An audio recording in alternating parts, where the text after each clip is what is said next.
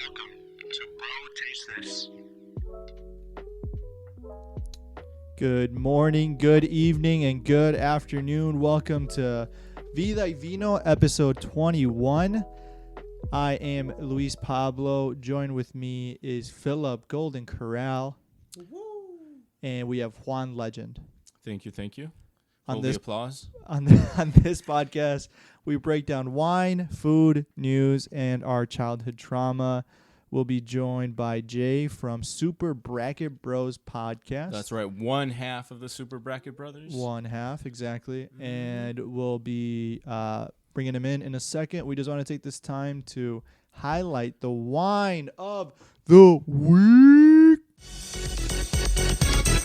Can I get a vodka soda?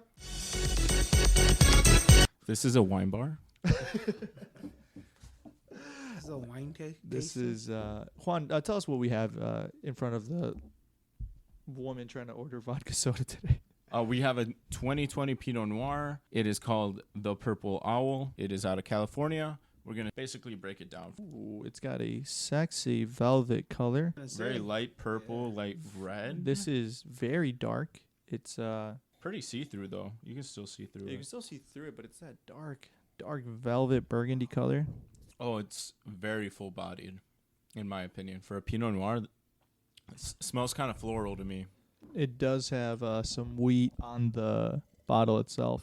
Wow. Oh, shit. Yeah, you're right. It tastes like a rye bread. Yeah, there's like a yeasty kind of thing. Yeah. like a peppery spice, like when you Hell yeah. accidentally bite or like the seasoning is too heavy and some of it lingers and you bite into it. It does have a really peppery taste to it. It's very like airy, if that makes sense. Yeah. I like my bread like I like my wine, yeasty and airy. And my woman while we're at it. Ooh. This is Well, how would that even apply to women in their head? Women can get So- yeast infections. You don't want somebody that can think for themselves. Is that what you're referring to? I want a woman who's gonna have dinner ready. Puts on makeup before I get Christ. home. Jesus Christ. Bunch of sigmas in the room. Bunch of very awful sigmas in the room. No, man, this wine is interesting. It's not very complex. It's got yeah, you're right. high Single alcohol. Yeah, alcohol. It's not note, high dry. I taste like acidity and spice. Are the main flavors that I'm getting with this. I would agree with you 100%. What would you pair this well with? Like a nice meaty protein? Dude, nice no. I would pair this with the appetizer. Appetizer. Yeah, Yeah. I'd pair this with the bread. Yeah, I'd pair this with the garlic bread and the butter. that's a good one. Garlic bread with this would be good with butter. Yeah, Yeah, 'cause like it's, heavy butter. to cut the fat in the butter. 100%. It's an interesting wine, don't get me wrong, but I don't think it's very dynamic. by any Cheddar means. cheese. Yeah. Cheese curds. Notes. I'm not like. Garlic nuts. Let's see. Crazy bread. Yeah, this pairs really, really well with little seasoning. You say Crazy garlic bread. nuts? Phil, you being like more novice wine drinker, what are the primary flavors that you're tasting in there? Honestly, I was surprised you guys said you would pair this with like appetizer. This is a much more darker, heavier wine for me. Yeah. Okay. The fact Interesting. that, like, It is pretty. Like my High first drink alcohol? was heavy, but then as I'm like peeling the layers, it's getting lighter. It is like a very true medium Pinot Noir. I wouldn't. Yeah, I wouldn't maybe call it like light bodied for a red wine. so you would take it out on a couple of dates, but you wouldn't take it home. Is that what you're saying about this Pinot Noir? Maybe something like that. Yeah, maybe something like that. Like you might hang out with her behind like the movie theater, but you're not gonna bring her home to your parents. No. It looks like Jay has joined us. Jay, can you hear us? Yep, we're gonna let it play.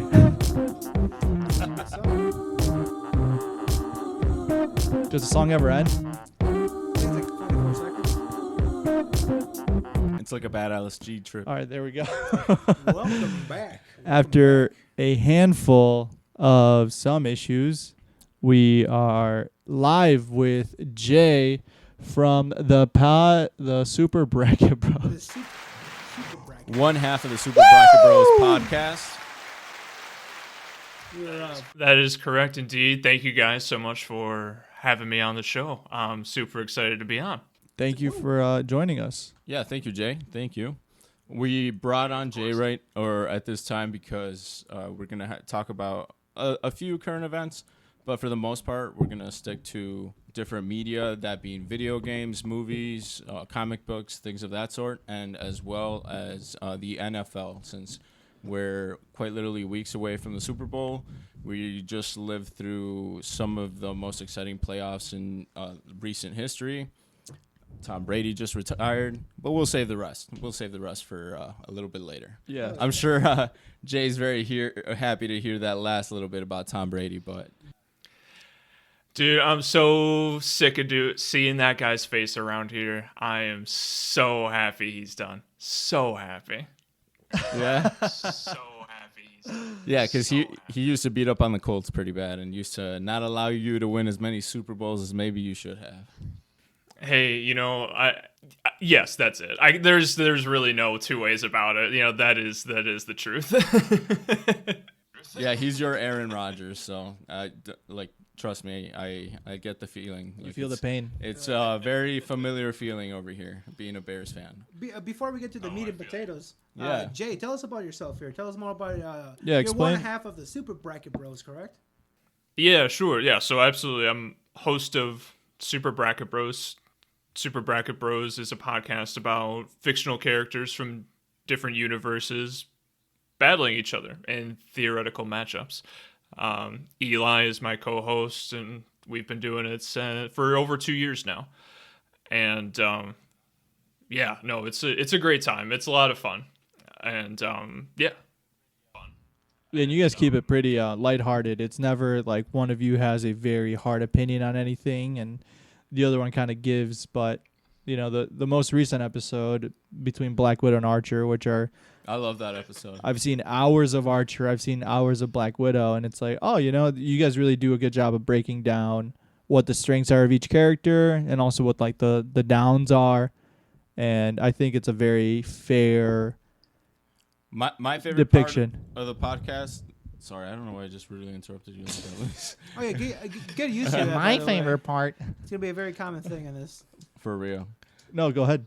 No, but these guys over here do such a good job of being like true to the characters of like who they've looked into that week, and your other co-host Eli, both of you guys do a very good job of like presenting the universe that you guys have studied. Like, for example, the way you guys talked about how Archer and Black Widow would fight each other, how Archer would most likely be hitting on her while like they were fighting with each other. Just like, yeah, you guys like, just obviously have picked characters that you're familiar with and that you can, expand upon and kind of have some fun with fleshing out like what their theoretical fight would be like. And it's a very depth roster, right? You don't just focus on like the cliche anime ones and whatnot. You got Netflix in there. You got some My Hero Academia. You got Batman in there. Yeah, You got the guy from the Ghost of Tsunami. Or how do you say that? Ghost of the hell? Tsushima. Yeah. Oh, Ghost of Ghost of Tsunami. Tsunami. Yep. I'm sorry, that was like 3 different sushi rolls I'm not familiar with. Can y'all repeat Yeah, that? but I usually just order the California roll. Yeah, I'm a dragon roll kind of guy. Rainbow roll, extra mango. it's very, Anyways, what was the name of that? it's a diverse roster. That's what I'm getting Uh, to get at here. Horse of Sunai? I mean, you guys have hit on all the things that make me love the show, and it's like we've picked characters that come from Dungeons and Dragons podcast to like the most popular characters like Black Widow. We want to talk about all characters from every part of fiction, and we want to have a good time doing it. The last thing I ever want to bring up on Super Bracos is math. Like, I don't want to be talking about bullet speeds. I don't want to be talking about, like how many power levels it takes to smash a moon. I don't care. I just want to show love for these characters, and and this is the best way to do that. So yeah, no, it's a good time. So Couldn't agree more. It's a good time. Yeah, so if you like geeky shit like, the 3-4 of us in this, current podcast do, you would enjoy it because you are interested. And your finale of last year was actually pretty interesting too, of the fact that Simon Belmont, or was it Trevor Belmont? It was Trevor Belmont, went Wait, up against Simon is a Belmont. Yeah, it was, you get the character from the Castlevania anime against the Dark Knight Batman. So you are also taking like the character from a very specific series, not just like Batman in general. You're taking like a very specific version of the character that most people would be familiar with, and then really breaking down that one. So, yeah, I mean, Oh yeah, and that's the other thing is like we like taking specific versions. Like our episode number 1, which by the way you should not listen to. It's very bad. Is Captain America versus Lego Batman because I remember listening to that one actually when it first came out. it's so bad, but like that was like put us on the path of like talking about offbeat characters but mainstream at the same time. So yeah, it's a good time. And that's the Will Arnett Batman, if I'm correct, right? So that's Arnett. like the BoJack Horseman. Yeah. So. arguably the best Batman. He's up there. Honestly, he's up there. He's like top 3 for sure. It's an easy argument to make. He's definitely I would. One add-on to your point, guys, about like this being a super easy podcast to digest for like geeky bros like us. I also think, like, I was thinking this to myself as I was listening the other day, that like you guys are cool to follow for like a media discovery sort of like point of view. Like I almost kind of found myself thinking like, oh shit, I should play that video game. That sounds like something I would be interested in. Yeah. Or like just by you guys like, exploring these characters and like talking about where they're from, whether that be a video game universe or like a comic book or a movie. Like I found myself thinking that a lot. I gotta check this character out or like this movie, this video game. So I think it's like there's a use in listening for that point of view as well. Speaking of video games, the video game industry has turned into a monopoly. Ooh la la. Another big subject that Jay and a couple of us in the room really enjoy talking about is video games and how they're ruining our fucking youth, and all these kids are becoming school shooters because of it. Frankly, I'm fucking sick of it. But on the upside, Microsoft was a little busy, the shopping window, as was Sony. Both studios did some big acquisitions, specifically Microsoft. They bought Activision Blizzard, which for very, casual fans of video games own a ton of shit, which includes Call of Duty, the Crash Bandicoot. WoW. World of I was yeah, going to say, World are of they the people Warcraft, that do WoW? Blizzard, Yeah. Dota, Just WoW alone. Like, A lot of Jesus. mobile games also and all that. And Sony actually turned around. And by the way, that was $68 billion, almost $70 billion that Microsoft purchased. Chuck Chang. Exactly. 68? I thought it was like 680. No, 68. Okay. 68 billion. And then last year they also had purchased Activision? No. Jay, do you want to help me out here? They did another big purchase last year. They bought this Bethesda. Yeah. Skyrim, Fallout. Yep, Fallout. And then Sony turned around, and then for Elden Ring too, I think, right? Is that underneath that's Bethesda as well, I believe. And then Sony turned around and bought fucking Zynga and Bungie. Oh no, Sony bought Bungie. Yeah. Right. And Take-Two, the company behind Rockstar and what is it? 2K, the sports games. Yeah. They bought Zynga, which is a big component for mobile games like Farmville and shit like that. Dude, so. we probably just named like the video games we have like spent the most hours on, like 2K, Bethesda, like all of these huge Fallout, titles. Skyrim. The only one that's still independent is still going to be Electronic Arts, which made EA. almost every sports game, as well as They're the only independent ones now. well, big studio. I don't know, Jay. What do you And think? EA's trash. Well, I mean, they got Respawn underneath the EA umbrella, if I'm correct. EA makes Madden, right? Well, The EA umbrella, if I'm correct. EA makes Madden, right? Well, yeah, there's dozens of brands underneath EA as well. Like it. I used to be, there are these charts that show like, these are the 6 companies that control every aspect. Yeah, exactly. And it used to always be the food industry, but now it also exists in the video game industry. Yeah, really great is. point. Yeah, actually, that's a great analysis. Yeah. I think this is nothing but bad news for video game lovers like ourselves, because it is really going to turn into like, I mean, we saw when EA took on Star Wars, and everybody fucking hated those games Yeah. because they made, no campaign. It was really multiplayer and like loot box focused, specifically with Very not well received. right. Those yeah. were the Battlefront ones? Or Yeah, Those are Battlefront, yeah. those are Star Wars, those Battlefront Okay. 1 and 2, and then 2 got a little better reception because their campaign was more than 4 hours, whereas the first one was literally like 4 to 6. There was an actual campaign. To the There was an second actual one, yeah. campaign of the second one. So yeah, man, I think this is really fucking bad news. What a busy month though. Just in this month, bam, Yeah. bam. Dude, it's just the start of this year. To me, I feel like it's just beginning. I'm looking at all these AA studios and single A and indie developers, and I'm just like praying to God that they don't get pulled in. Because like that oversight, like yes, they will get the funding to make the games they want to make, but then 10 years down the line, all the promises of like you'll have total autonomy are gonna disappear.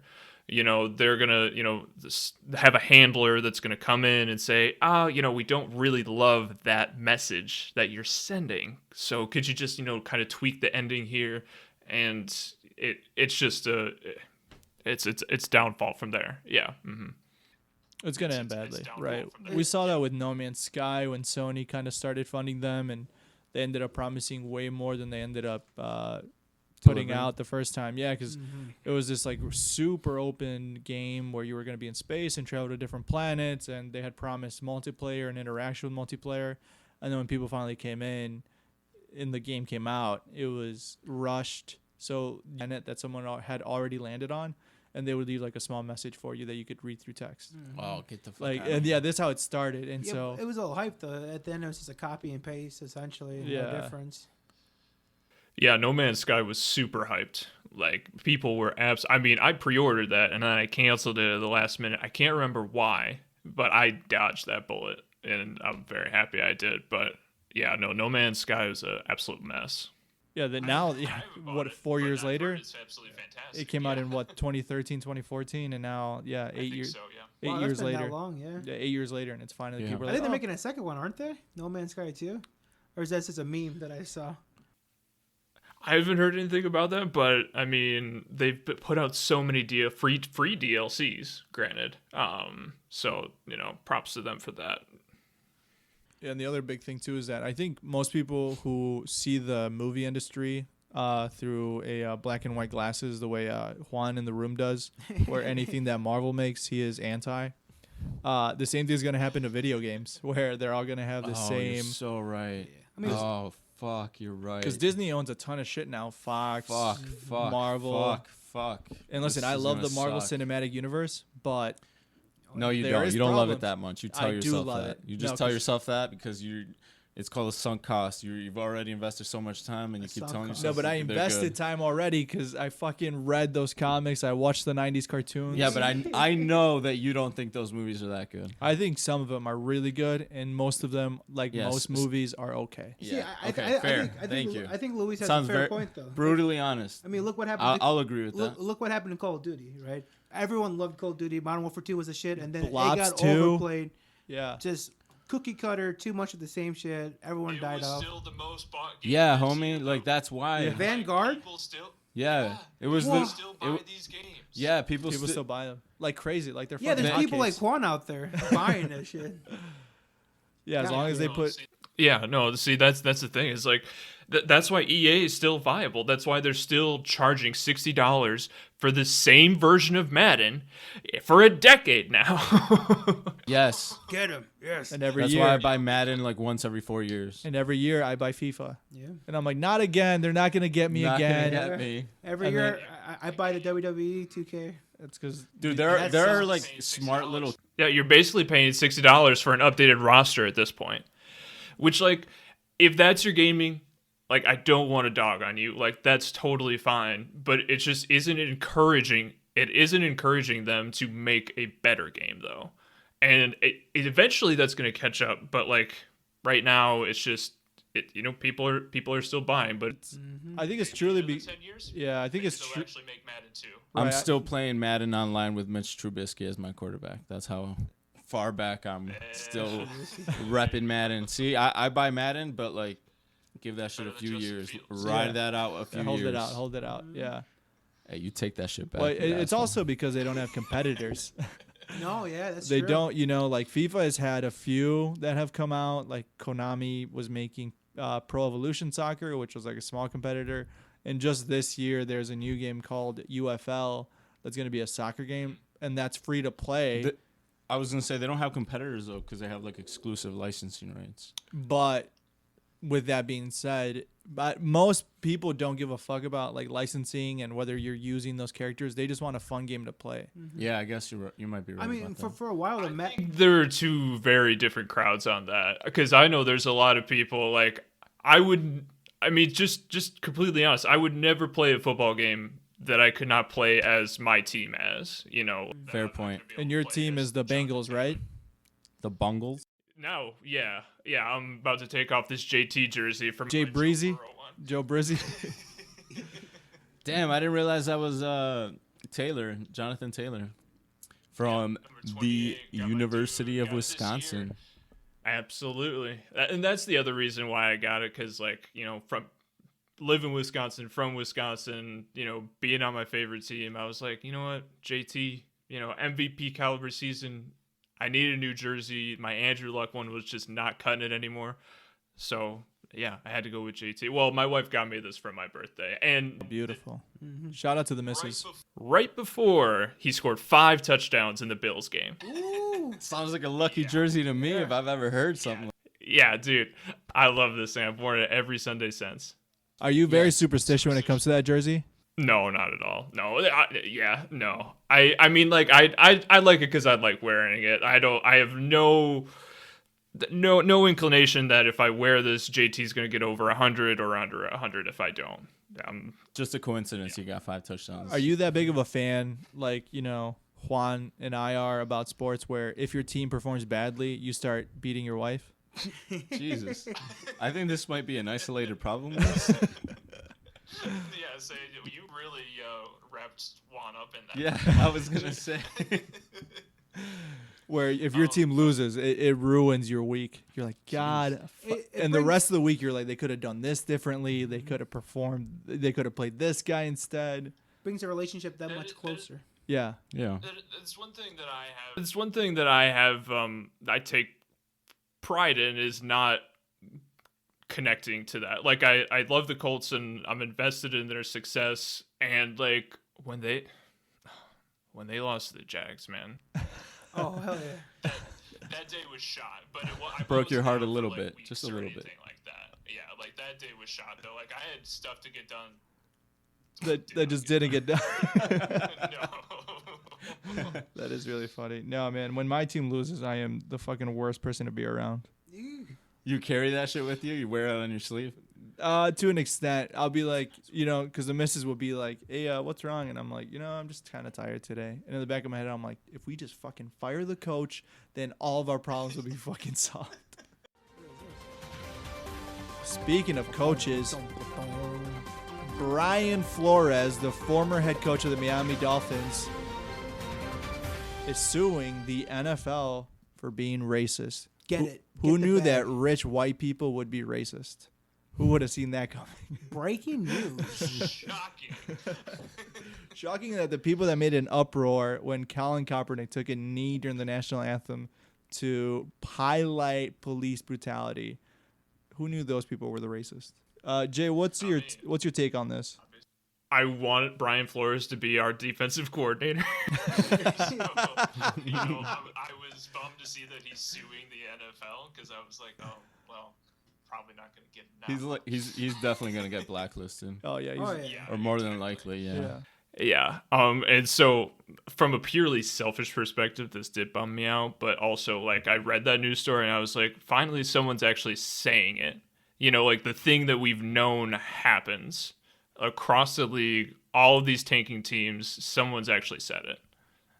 Yeah, Jay, can you flesh that out a little bit just because we have so many And are we talking about the listeners who are sexual like... accusations from the NFL towards Brian Flores? Is this a Penn State situation? No. You're thinking about... Flores was fired by the Miami Dolphins.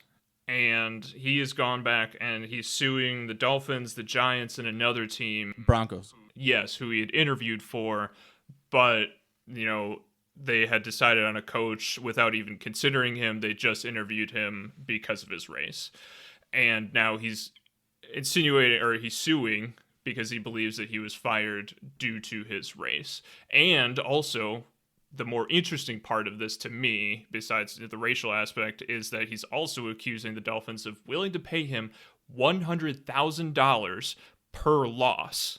I think that's the most significant part of the lawsuit too.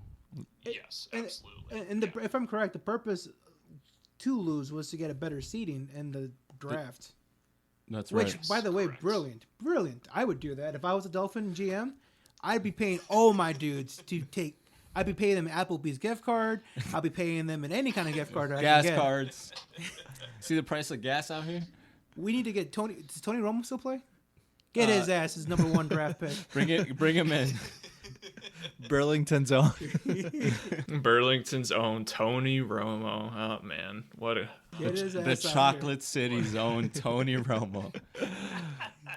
He should have used that moniker more. Yeah. One thing that I did want to point out before I let Jay kind of run free is he also claims that they were very unwillingly using the Rooney Rule, which is they have to interview a black applicant for any open positions. This being minority, actually. minority. Yeah, it can be any minority. Right. Yeah. And so they were like, "Oh no, that's clearly some bullshit that he's trying to throw on us."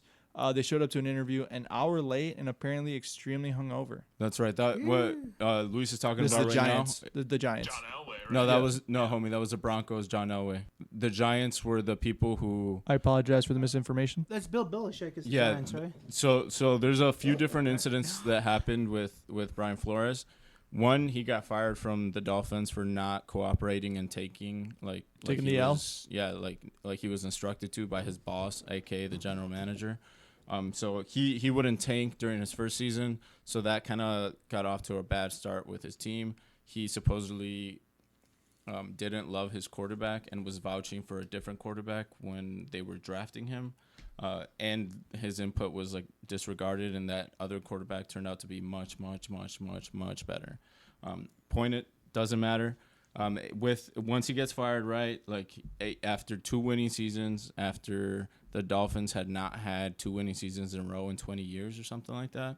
So that's the backdrop. He got fired after 2 pretty decent winning seasons after they had just gone in a total coach drought. Nobody was watching Dolphins football in the last 2 decades.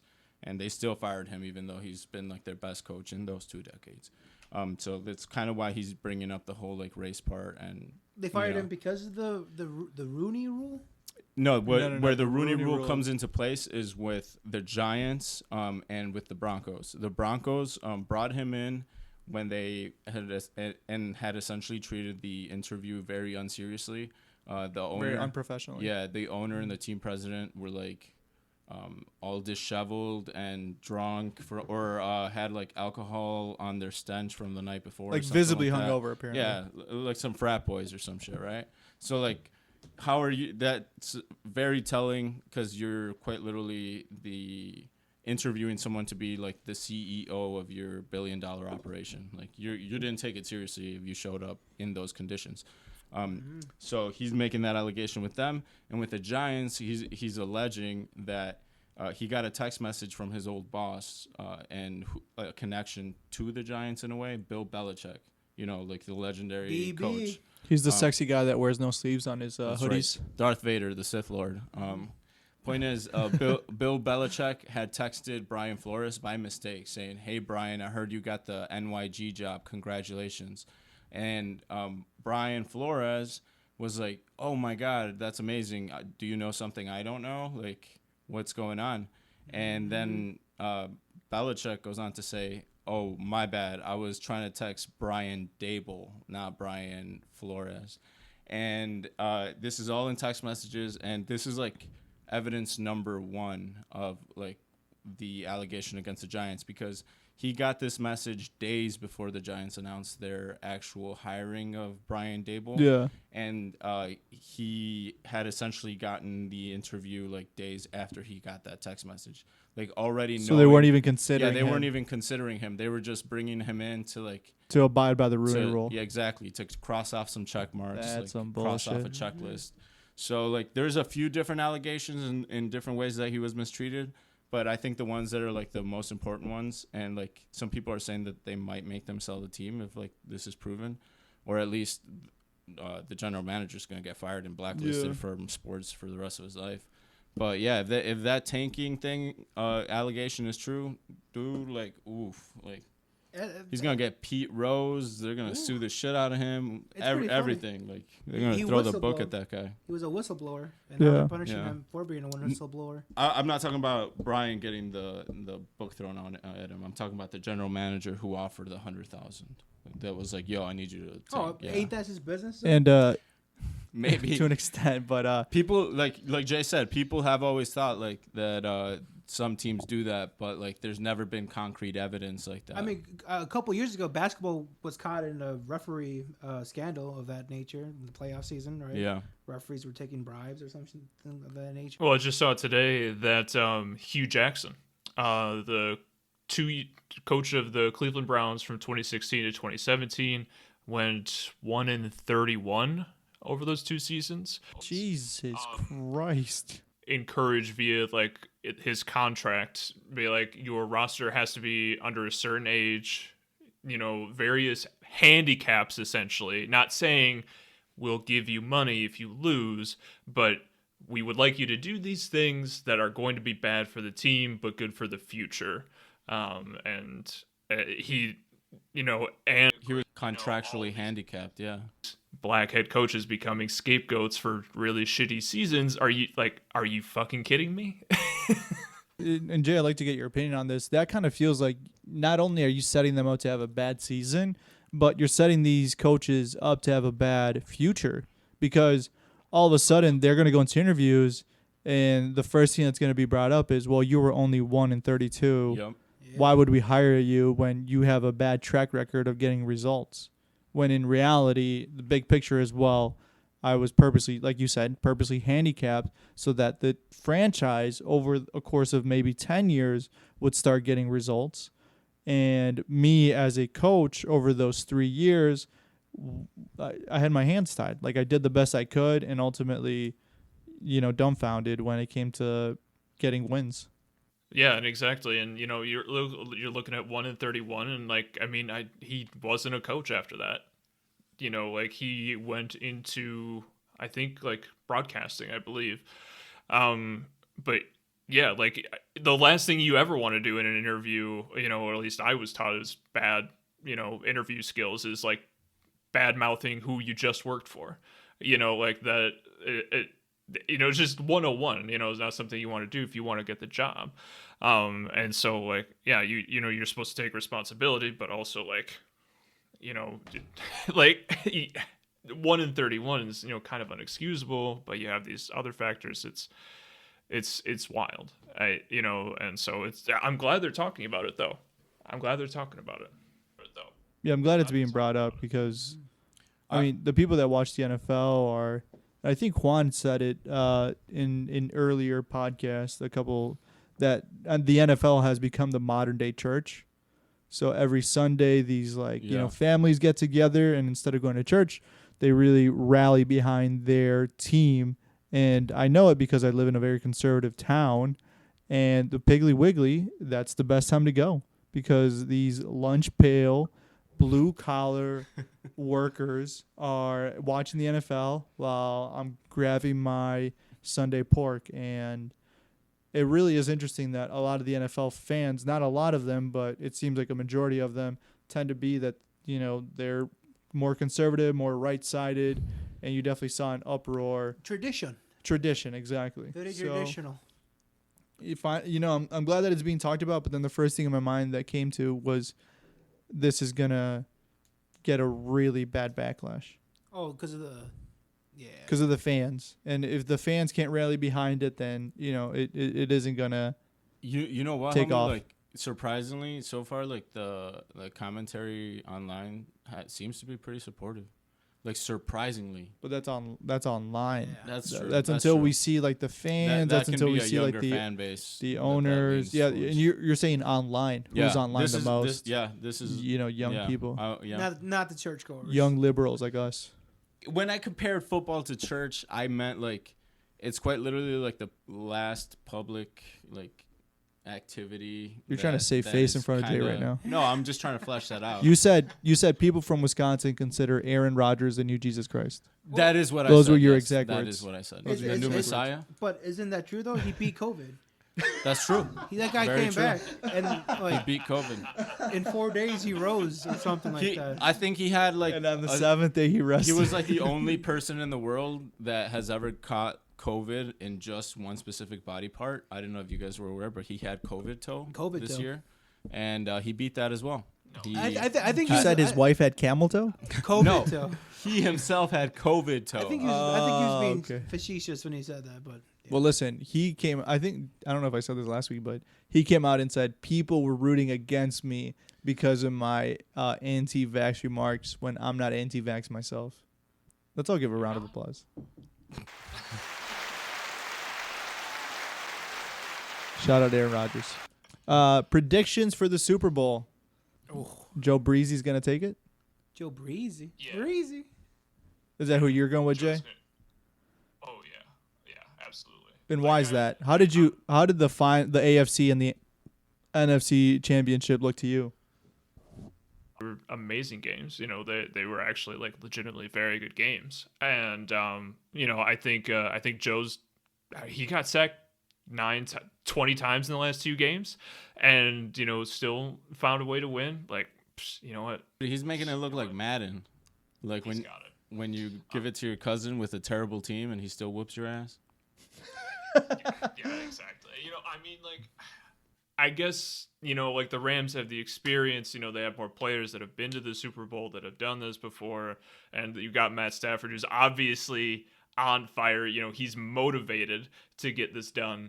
But, yeah, no, it's really interesting dynamic. But, you know, I mean, I like the Bengals. I like their story more. And I think, you know, they've got a very good shot. And I think, you know, like they've got more of a franchise on their back, you know, ready to go and ready for that wins. They're essentially the underdogs, if I'm correct, right? The Bengals. The Bungles, I believe, is the correct way. They're the underdog going in. The Bungles, yeah, for the last 20 years, yeah. They also got the blackest white quarterback, so I just want to see Joe Breezy win. Joe Breezy. I love his antics off the field and post game celebrating Wears a with, gold chain with the players. smokes a cigar. Exactly. He's like fucking Mike Ditka out Bro, there. he looks I love his personality. And one thing, and Jay, you don't know this. Do you know who Stan Kroenke is? No. Stan Kroenke is the owner of the LA Rams, famously notorious for moving them out of St. Louis where they were originally from, right? Okay. Very disliked, got an LA stadium built on California tax, and now famously the stadium has no fans because they're from St. Louis. Stan Kroenke is also the owner of the football team I support, which is Arsenal Football Club. He spent $0 in the 1 month where he was allowed to buy players. 0?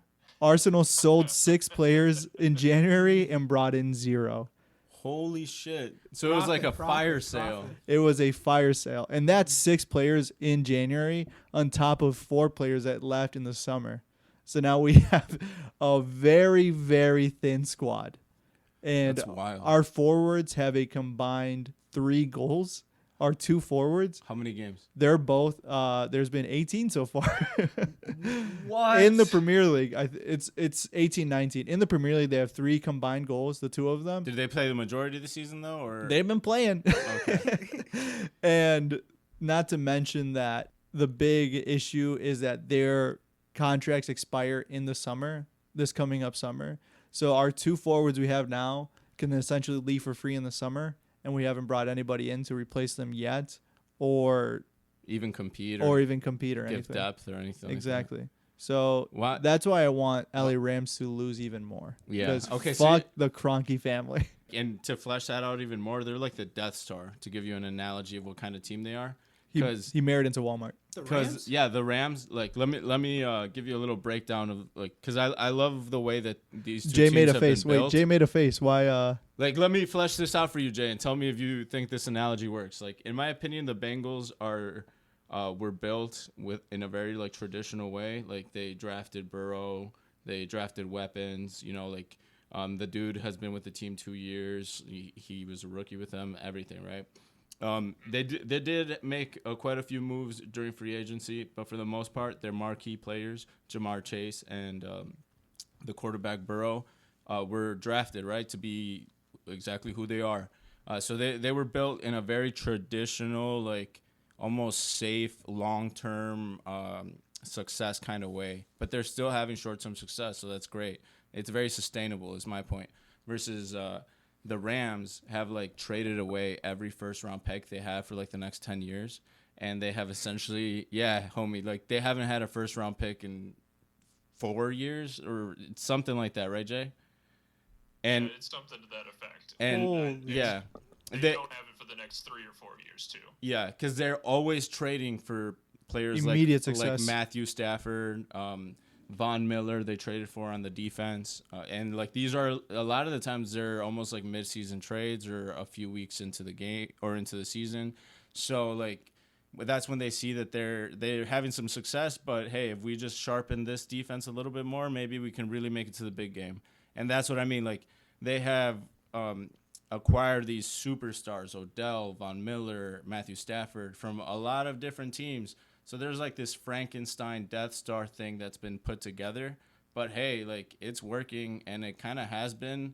So it's just a wild to see like the way that these two philosophies have both found their way to the big game are just kind of going against each other, you know, clash of civilizations. Like a or something. grassroots versus like the mega company that's buying everything. Yeah, it's like the A's versus the Yankees, you know, like the smallest team in the league.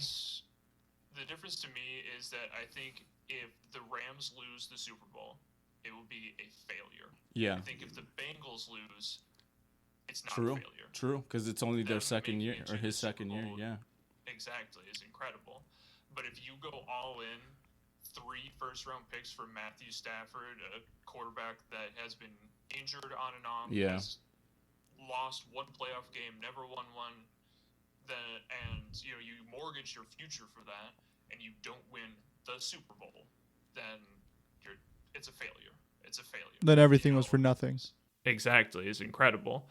But if you go all in, 3 first-round picks for Matthew Stafford, a quarterback that has been injured on and off, has lost 1 playoff game, never won one, and you mortgage your future for that, and you don't win the Super Bowl, then it's a failure. It's a failure. Are you kidding me? Especially for you said that the LA Rams traded 3 first-round picks for him.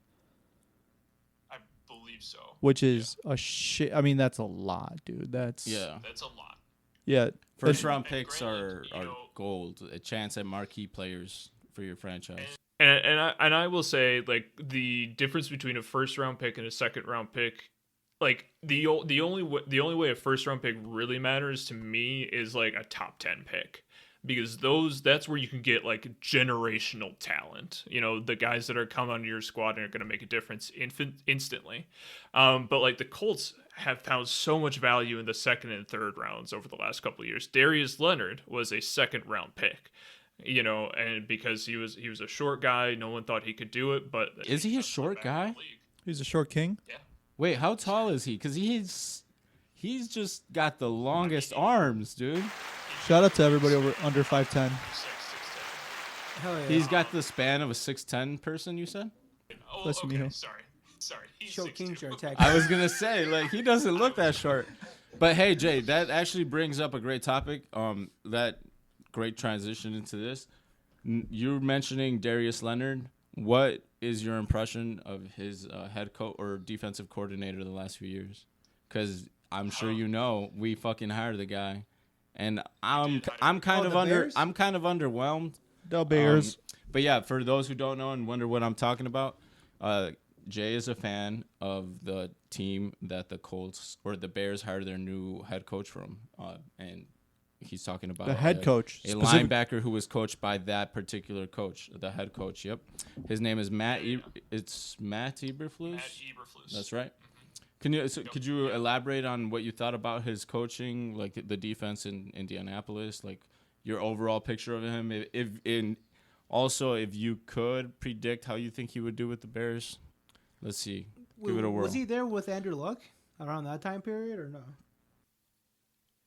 I don't know. No, he started with Frank Reich, and so he would have had a year, one year. Frank Reich got to coach Andrew Luck, and so Matt Eberflus was on the team at that time. I believe he came on as a coordinator, but yeah, so he was our defensive coordinator. What I can tell you to expect if he's able to accomplish the same thing defensively wise is your team is going to be in the top 5 in turnovers forced. You're going to get crazy interceptions, but you're also going to get a team that could potentially blow a 14-point lead with 10 minutes to go in the fourth quarter. Okay. He's gonna keep you on your toes. It's pretty rough. It's pretty rough. That wasn't like a bad week or something. No. It's a consistent performance. It's amazing how consistently teams are able to come back on us. I think it's because he has a very conservative defensive style, and opportunistic. Those two things, and you think like, okay, like that. Though those two things go really well together, and I would say just as many games that we lost, like Baltimore, we lost in overtime. They came back like 21 points in the fourth quarter, and they won in overtime. God damn. There were several games where we won on a last minute turnover too. Whether it's a pick, Darius Leonard fumble, like his punch outs are legendary. He has a great punch out. How many fumbles did he cause this year? Was it 4, 8? He caused 8 fumbles and had 4 interceptions. There are 17 games. That dude was like causing a turnover more than half the games. Like, yeah. He's a beast. Like I love watching him play. Yeah. Imagine the number of dudes he gave CTE. That's really Him alone. Whoa. Oh man, that's awesome because the Bears' most talented defensive player, and I would say like long-term defensive player, is Roquan Smith, who kind of fits that like small, speedy linebacker role. Like I can see him getting a lot of picks personally. Maybe not as many forced fumbles because I think that's kind of like a perfected art that players are kind of individually good at. I don't think that. Well, at least like players like Leonard, he's been causing fumbles since he got into the league. I watched Charles Tillman like do the same thing. I don't think it's a very random thing. I think it is a skill. But yeah, like he's not that good at that, but I do think he's gonna be a fucking king with the interception, sacks. But overall, though, dude, I'm kind of disappointed to hear that was like your analysis of him. Him being conservative, okay. How did your defense develop as far as like individual players? Like, did you feel that like younger players got better under him, or they kind of came in at pretty good and they just kind of stayed that way? I would say there's definitely a good amount of development. Honestly, I do like I'm really interested to see how our defense does this year. Because we had a very bad pass rush despite we had 2 rookie edges defensive ends, and we had DeForest Buckner and Grover Stewart. DeForest Buckner, obviously all pro level player, Pro Bowler, he's an absolute beast, but he didn't have the numbers. Yeah, I was gonna say my impression of him is more of like he would stuff the run every time and get some opportunistic sacks, not necessarily a killer pass rusher. Mm-hmm. And there's a lot of times where I felt like I saw it on the field and I felt like he could have gone for the quarterback, but I felt like our defensive line was trying to play contain more often than not, and it gave opposing quarterbacks a lot of time. And so that would be a concern of mine as a head coach, But yeah, no, I'm curious to see how he does. But I think he is part of that team that drafted Leonard, that drafted these rookie ends who I think are going to be fantastic over the next couple of years. So you see some potential in those ends? Yeah, absolutely. Okay. So being a big Colts guy, right? I got a question for you. Have you caught up with the HBO's Hard Knocks in season? Yeah, I haven't watched the last episode because I don't need to relive that. Yeah, I watched all season. And I think it definitely heightened my investment in the team. I love to get to see behind the scenes. It definitely had a reality show aura about it that I could tell that some parts were scripted. Yeah, Or they kind of were directed to say some things, maybe. Not necessarily directed to say something, but I could tell when I saw 10% of a conversation. Okay. Obviously, they try to clip it together. Yeah, they try to where I can tell I'm not seeing the meat of the conversation. And whether that's Hard Knocks not showing that or the Colts, putting the Knicks on that. Which, I totally understand. It's still a very competitive thing, and they want to make sure that they still have the edge, so I'm not going to see any game planning or anything. But, yeah, I definitely still, they danced around the COVID stuff when it hit our team, and, there was no one really talking about it, and I kind of just felt like I wasn't really getting the whole story, and so that bugged me. But it was still enjoyable. I got to see these players in their homes with their families, and that's a perspective I never would have gotten before. And, I watched, our defensive lineman, just dump a bunch of, chicken in his sink and put hot sauce all over it and then put it in the grill, and it just added so much personalities and quirks to all these guys I watch play every day. And, see Darius Leonard walk around with his kids, makes you feel more enamored with the team, and you follow their daily life, and you're kind of when you watch them play, you're like, damn, I really want him to succeed because I wonder how his son would feel, and stuff like that. It also shows the connection between what's the coach's name? Frank Reich and the QB Carson, yeah. Carson Wentz. Yeah, that's actually a great segue. Jay, I wanted to ask you on what your thoughts on Frank Reich overall as your coach are, and also Carson Wentz being your quarterback. If you could give me your thoughts on those two. Yeah, so Frank Reich I feel good about.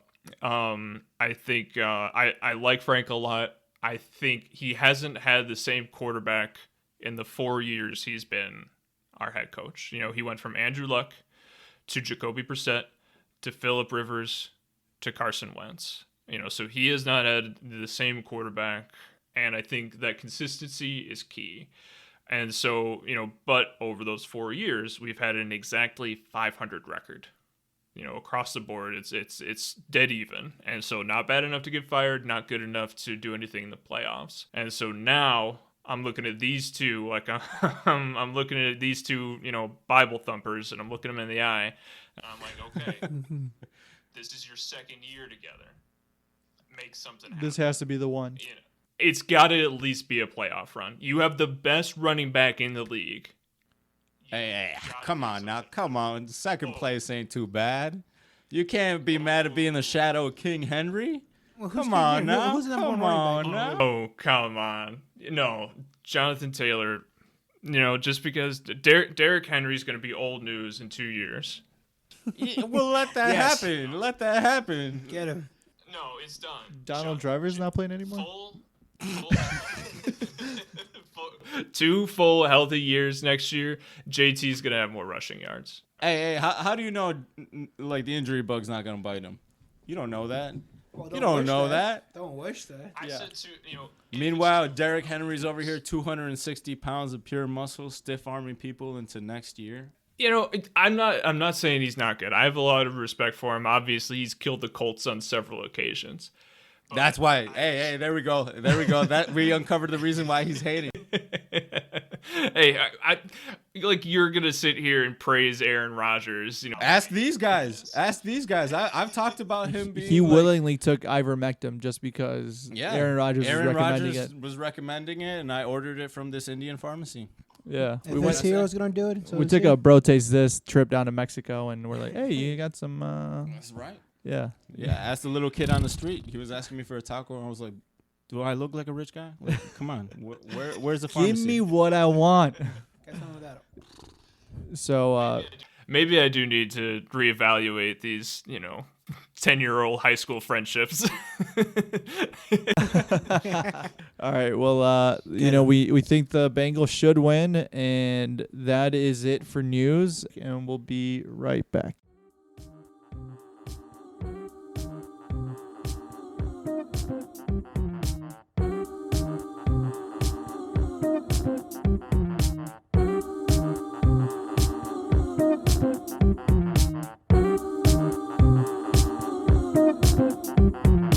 All right, and we're back once again to talk about why women should pay on the first date.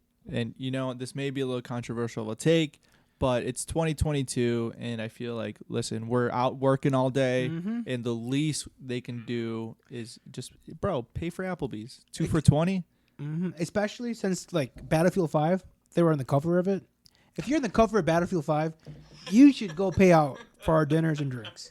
What the hell? Everyone knows that that's what they've been aspiring to do for. They've been aspiring to get on generations. the cover of video games. The one most...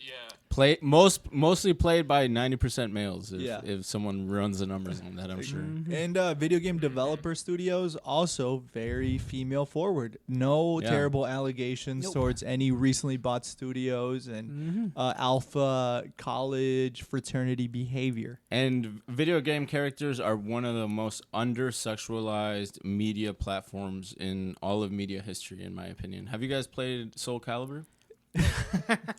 Yeah. Yeah, I know it's well known for its well covered protagonists. All the characters very modest. The well-placed armor. Yeah. Yeah, It's almost like a video game that could have been made in like Saudi Arabia. Like yeah. Oh yeah. It's, Yeah, absolutely. and with I think that, it actually was, if I'm remembering. yeah. You're probably right. You're right. and with that being said, we'll take those next few minutes, hours, days, maybe whatever long it takes us, to talk about some of our favorite of nerd culture and Video games. video Specifically, game, Movies. specifically movies, comics, comic book movies, comic book characters. And I also find it very interesting. I wonder how the rest of you feel that, that sort of media and portrayal was very looked down upon for very long, because I remember being a nerd and being into Spider-Man and Power Rangers growing up and having to hide that from my my friends. And now out of the top 10 highest grossing films in history, I believe 3 to 5 of them are all MCU movies, including Spider-Man No Way Home, which was just recently came out in December. So that Endgame's up there, Infinity War. You're Yeah. right. There was though like and we lived it. I personally can't pinpoint it. Perhaps you guys can. Like a specific shift in the culture that you're like describing or trying to put your finger on, and that I totally agree with. Like I don't remember when, but like there was a point in time where, like you said, those like superhero movies, like the comic book media in general, like even the like cartoon versions weren't taken seriously, right? They like Batman, that like It's a good show. animated Batman was not taken that seriously when you were a little Solid kid. You were show. just like, it was just a show to watch, or you were flipping through, right? But suddenly like we grew up and there seemed to be like this shift where it became way more mainstream, and I can't put my finger on why that shift happened. See, I But can't. I just noticed that it happened. See, that's the issue. By our lifetime, it was cool. Because what you're describing is cool shit. Batman animated series, dark. Have you seen Yeah, it but my recently? point is that when we were young, Shit. like we didn't like view this as like the cool show to watch. Like it was just that was show. actually a groundbreaking show because of the way it was portrayed, but still to the extent of what I was saying is it very much was this kind of underground thing, and now those movies are like They're the mainstream. a That's my point. mainstream event. Like, dude, Spider-Man No Way Home, in a time of 2 years where movie theaters were closed, and all of a sudden this movie is one of the highest grossing of all time. in an era when. That's so hard to judge though, because like But the dollars pandemic aren't worth the same amount, you know. Like no, it is. Oh, It's yeah. adjusted for inflation. is it? It is Okay. adjusted for All right, inflation. then, Yeah. fair. Jay, what's your take on this?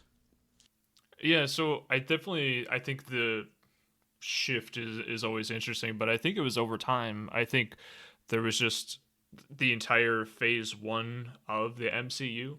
You know, you had these superhero movies, and superhero movies have been around. You know, you've had your Batmans of ye old days, and you had the original Spider-Man trilogy and the Amazing Spider-Man around the same time.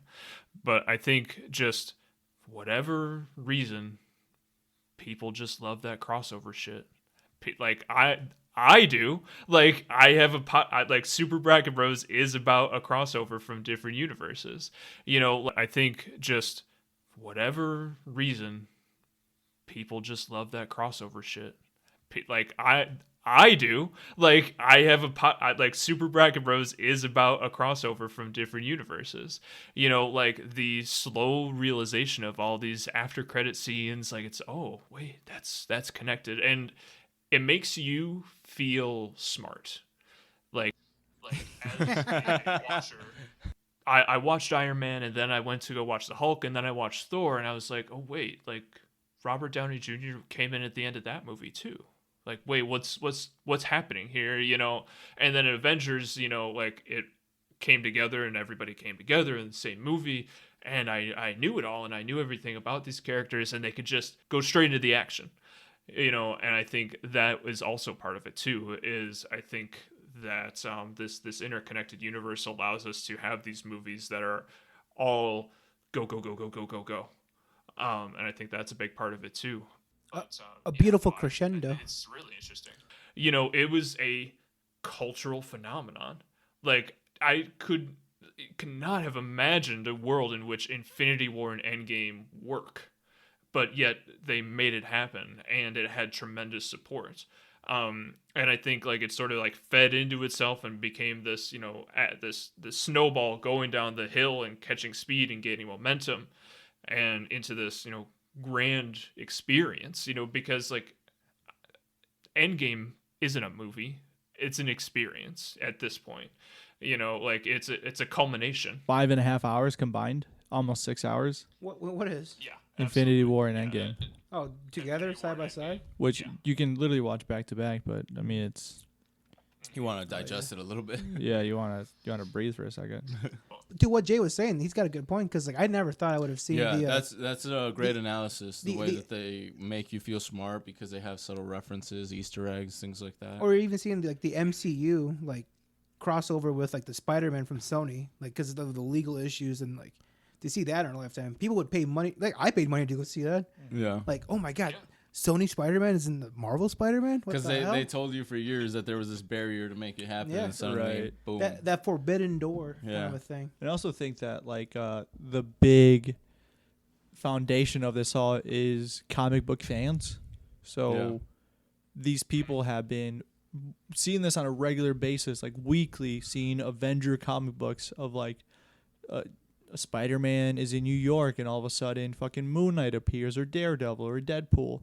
And you know, like Phil said, I'm sure, it was like Copyright issues. because it's well, if Patents. we're making this movie, how are we splitting the money together? You know, for example, now X-Men is owned by Disney, so theoretically we could start seeing X-Men in the Marvel universe, which is something that you see in the comic books. One of the first storylines that got me into comics was Avengers versus X-Men, which came out in 2013, and that was quite literally the Avengers versus the X-Men, and what are they going to do? And each issue is their issues and going back and forth, and you just haven't seen that in the movies. And now that you are finally watching these, to Jay's point, it does make you feel smart, because you're like, oh, I thought that this would happen, and now this is happening. And then to Phil's point, you weren't allowed this for so long that now that you are, we're just all eating it up. Yeah. Oh, so decadent. Yeah, exactly. Well, I think the thing is, that's what comic book lovers have loved, but movies make it more accessible. Yeah, you're seeing it in real life. Exactly. As the Avengers was coming out, and I mean, probably even to this day, it's much more acceptable to say, hey, I'm going to see Doctor Strange, rather than, hey, I just bought the latest copy of Doctor Strange. You know, like people like I'm one. You know. Yeah. No, that's a fair point. Bro, if you say you just bought the latest copy of Doctor Strange, I'd be at. I didn't go back and read the comics, just because I watched the movies. Yeah, they're more accessible. They're easier to digest. You're not, because my issue and the reason that I kind of stopped digesting so many comics is that you're looking at 700 issues of Spider-Man. Oh yeah. Jeez. And from like different universes, Oh, and like hard to keep Different track writers, arcs that went nowhere. I mean, Yeah. you're talking about Oh, it sounds like how do you catch up? sounds like I should stay away. You know what I would recommend though for the Spider-Man comics? It has a beginning and an end. Is the Ultimate series, the Ultimate Spider-Man series. The Ultimate series, those have a beginning and end. And there's also graphic novels, which will take a very specific arc and they'll, like Green Light. Yeah. I'm sorry, the Green Green Lantern, Lantern? Black Yeah. Light is a very, very interesting series that came out in 2014, 2012. And it was just a very composed, like there was the same writer, Jeff Johns, which is now the creative director behind DC, wrote that series, and so it's a lot easier to digest. I guess we can go around the room and really focus on what we think some of the best are and what we recommend for casual fans of series, because we've all seen hundreds of hours of comic book movies, of anime, of cartoons, and I'd like to get everybody's opinion because we've all kind of grown up with it differently. So with that being said, Yummy, yeah, rattle off your favorite. You animated Spider-Man cartoon. Oh. I went back and watched it, Wow. I think in the last 5 years, I think it was, and fantastic. Mm-hmm. Well, the whole blockchain of Fox animated cartoon series around the X-Men, And then it crossed over with Oh, X-Men. yeah, It was X-Men was dope. fucking amazing. Yeah, that, I don't know what he's talking about, but you don't know I what like he's the talking energy. about? How dare you? I saw a few episodes, but I don't understand That's that why reference. he hates the MCU. I didn't watch it that much, but I still feel that theme in my bones. That you yeah. feel your There's body something shake. deep-seated about I'm gonna have to edit that in. You're talking It's about so the good. theme?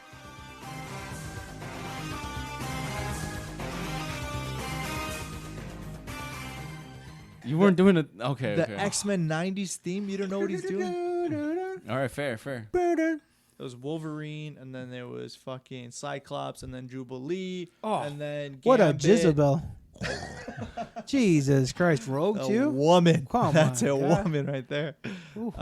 Yeah, so for a cartoon, that one, my favorite movie would probably be, There's a lot I of think good the ones. most recent Spider-Man, just because it just like makes no sense in terms of like, how did they make this work? But they made it work. And it was just my childhood. I've been Spider-Man 2002 was the very first movie I went to go see in general. And I was 5 years old, and I had been watching the 90s Spider-Man cartoons for a couple of years at that point. And I had a red Spider-Man t-shirt. So going to go see that movie was just, that made me It was a. a fan from the beginning. And then watching Tobey Maguire come back in 2021, and I mean, dude, I had to get a box of tissues. Wait, just to Tobey wipe them Maguire off. was in there? Was in the most You haven't recent seen Spider-Man this, No Way man? Home, Get out of here, and this is the last episode of Bro Taste This. Jay. I'm sorry for the unprofessionalism of my co-host. Bro, it's been on my to-do list, but then like, I haven't checked my to-do list when I have a free night. Bro No, Taste man. This is now only one member. My movie list, No, like, I- to no. watch list, not to-do list. I get it. You're anti-China, anti-Disney, anti-big things. I get it. That's not true. Like, I I love just- China. no, not that. I just don't. I don't know. Like, Okay, I get to it when. All right. How about you? Later, What about you? What's your favorite comic and favorite movie? No, I am no. zero. Like, I have zero The authority. Dark to be- Knight for to- Joaquin Phoenix. No, I have zero authority to be a critic on movies that have anything to do with comic books or superheroes. You don't have a favorite cartoon or movie? I mean, but it has like probably nothing to do with fucking superheroes. Like during the 90s, bro, I was a Pokemon like nerd, dog. The Pokemon's getting it. Like I guess if you consider that anime, but like nobody is does, anime. probably nothing to do with fucking superheroes. Like during the 90s, bro, I was a Pokemon like nerd, dog. Like The Pokemon's getting it.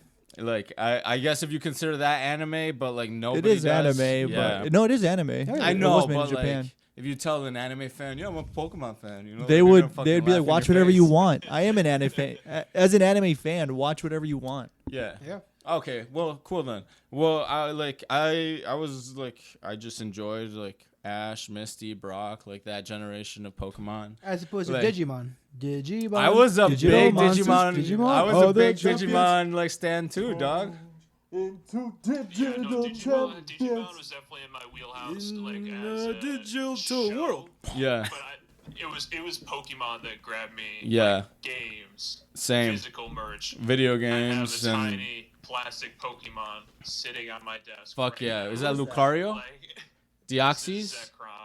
Mm, hell It's yeah. just a random thing I got out of a little egg. That's what I'm talking about. Yeah.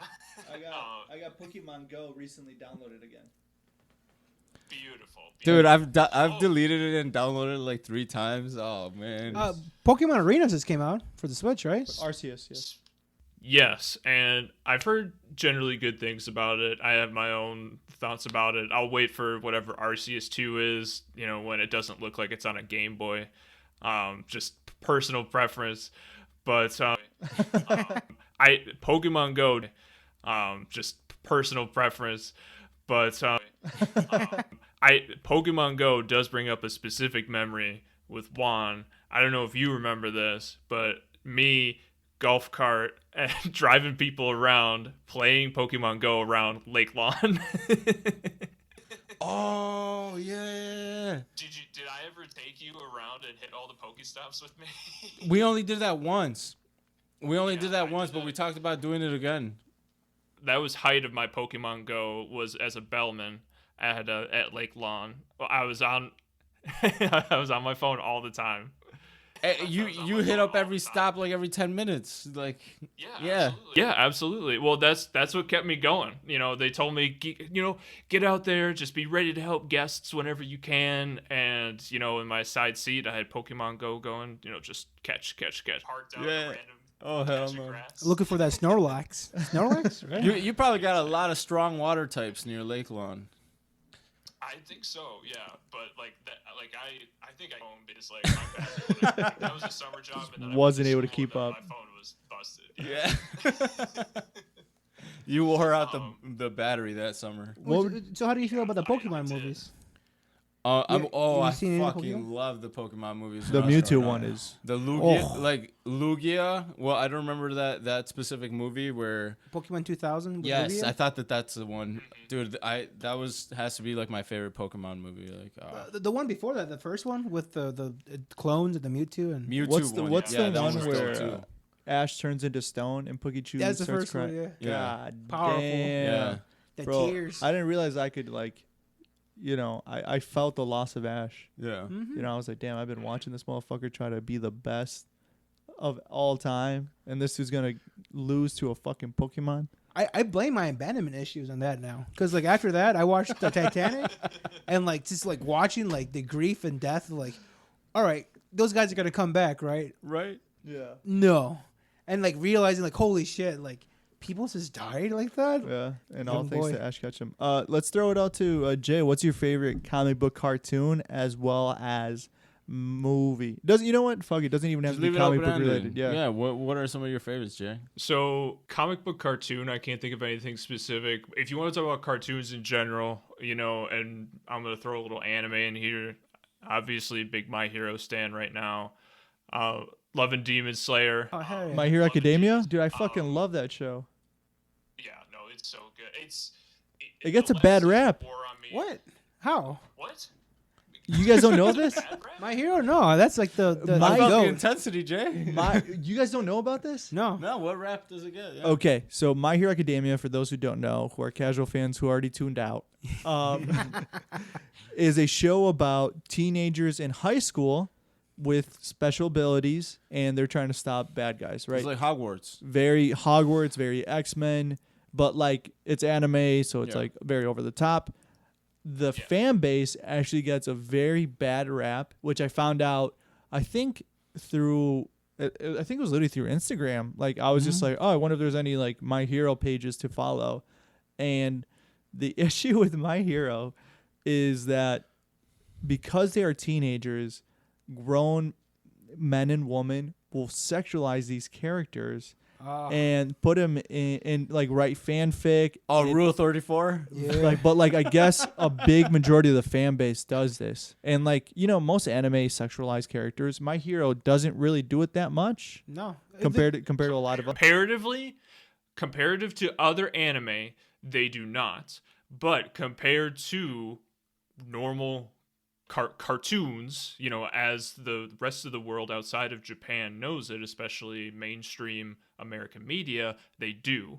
And that's where the problem occurs, because like all anime fans that have been anime fans, for the last 20 years, look at My Hero and be like, wow, this is a really big step forward. But like and I had this, when I started watching it, and I was like, Jesus, like, look at the outfits on some of these like teenage girls. And I've had other anime fans explain to me like, no, this is good. Normal, yeah. Especially like Seven Deadly Sins. Yeah, like Oh, when your what friends the tell hell? you they should be shorter, like, I don't know, like, how do you treat that, Like, What? do you maybe put your friends on a certain, like, list or something? I don't know. And so it doesn't necessarily make it okay, right? But it's a cultural thing. Right. Mhm. It's just a culture. So- Yeah. You guys have me wondering now.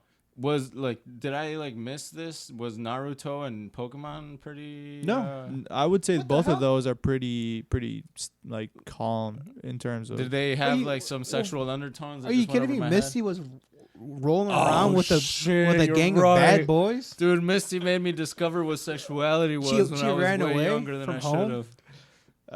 Yeah, but that's not too. Hey, I was like 5 and she was like 14. Yeah, but, those- like, And she stayed 14. Literally, for the first longest time. episode, the first episode, Naruto turns into like this like sexy lady, like in Sexy front of the teacher. lady. shit, yeah, you're That's literally in the right. first episode. Yeah, you're right. But those Sexy cartoons jitsu. are very for kids. Yeah. Like Pokemon is very for kids, Naruto's very Okay, for fair. kids. Well, I mean, if we're talking about kids shows, I mean, look at Nickelodeon and Dan Schneider.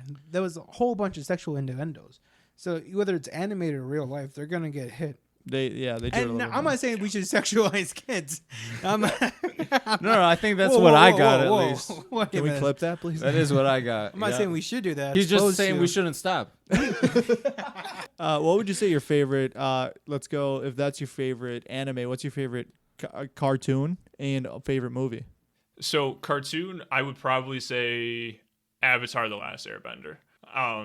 Yeah, that's got a deep-seated love in my heart. Like Korra is better, but I understand. oh no, Korra is better. Don't even go there, Okay. he says. I'll get you on an episode with Eli, and you two will get along famously. I would love I that. personally love Avatar, and like I love that story. It's like watching it as a kid and then watching it in college. And I look back and I watched it and I was like, this was a fun show. Let's watch it again. And then they went to Ba Sing Se, and it was straight up 1984. Yeah. This show is good. Like, this is just good TV. But I would have to give a second shout out to the Netflix show, She-Ra and the Princesses of Power. Ooh, Phil's nodding his head very intensely. Yes, He-Man, right? Yeah. Yeah, it's from that same universe.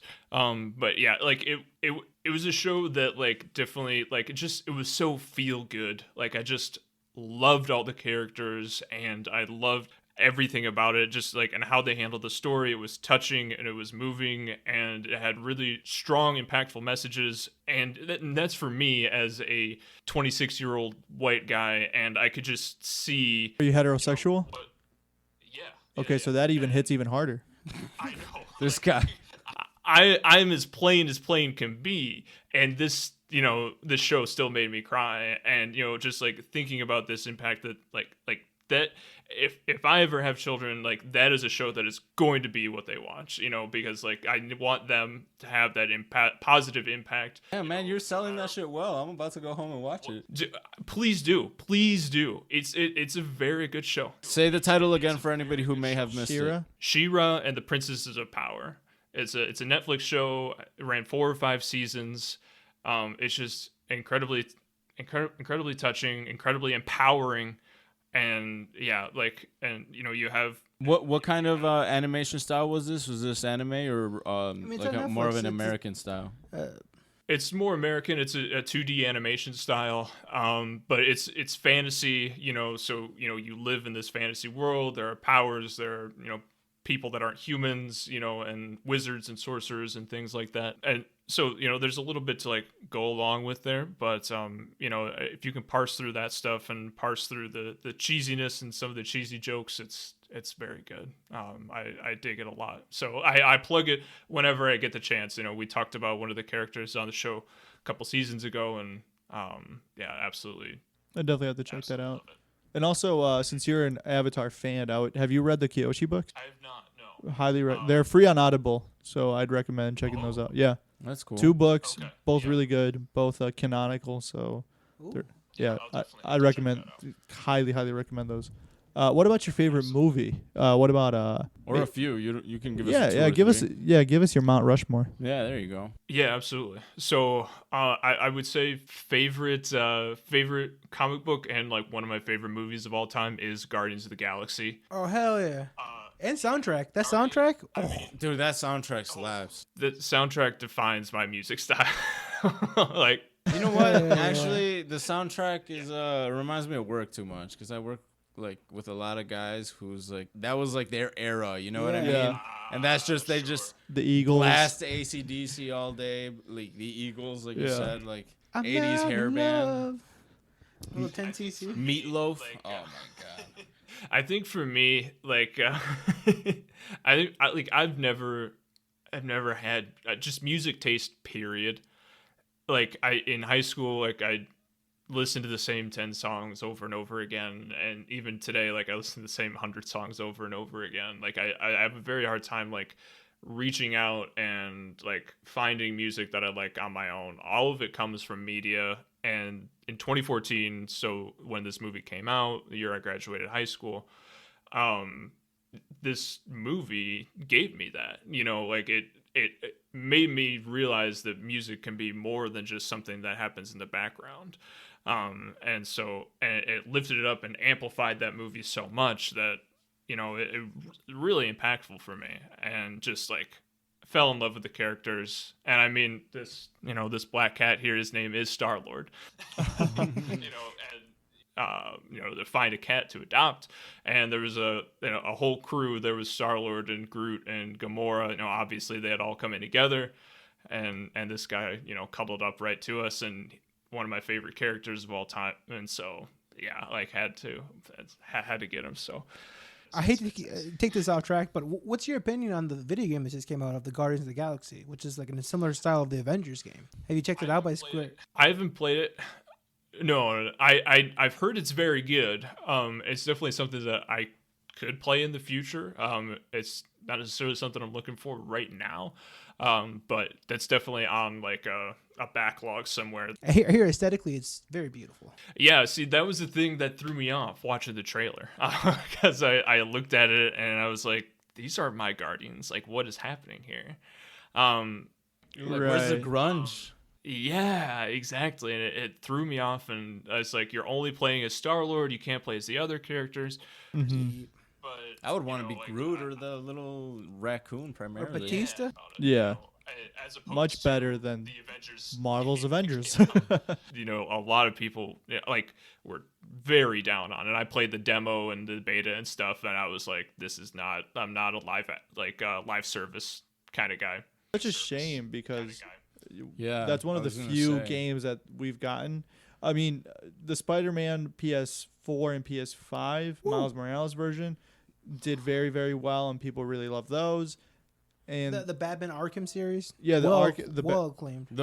one of the best games of all The time. Spider-Man games as we were growing up were incredible as well. Yeah, Like, Spider-Man 2 was fantastic. And the only version that we can use these characters that people are now falling in love with because of the movies is now in this very terrible game. Okay. And there's also another game on the Switch that's an exclusive that I played. What's the name of it? I don't know if you're a big Switch guy, I recall. And what's the fucking game? Ultimate Alliance. Oh, Marvel vs. Capcom. Oh no, you're talking about Ultimate Alliance. Marvel I'm Ultimate talking about Alliance. Marvel's yeah. Ultimate Alliance, which is like a OG.